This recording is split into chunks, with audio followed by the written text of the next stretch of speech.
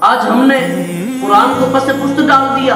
قرآن کی وہ محبت جو حضور علیہ السلام نے وصال کے وقت فرمایا تھا، میرے صحابہ قرآن کو کبھی نہ بھولنا۔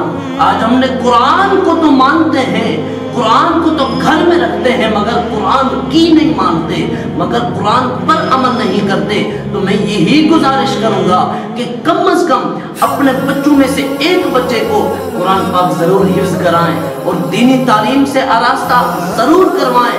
ہم یورپی انگریزی تعلیم کے لیے تو بہت سارے انتظامات کر سکتے ہیں اور اس کے اخراجات بچوں کے بھی برداشت کر سکتے ہیں، مگر دینی تعلیم، قرآنی تعلیم ہمیں مفت میں بھی ملے تو اسے حاصل نہیں کرتے۔ افسوس کہ ہم انگریزی اور دنیاوی تعلیم کے لیے ہمارے پاس وقت اور دولت تو موجود ہے، لیکن ہمارے پاس دینی تعلیم کے لیے، قرآنی تعلیم کے لیے نہ ہی وقت موجود ہے اور نہ ہی دولت موجود ہے۔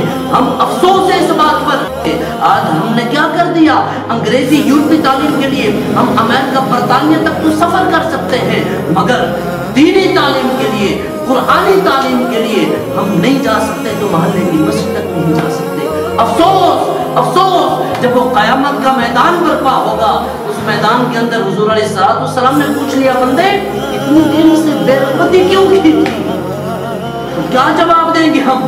وہ جب پوچھ لیں گے سرے محشر بلا کے سامنے، تو کیا جواب ضرور دو گے؟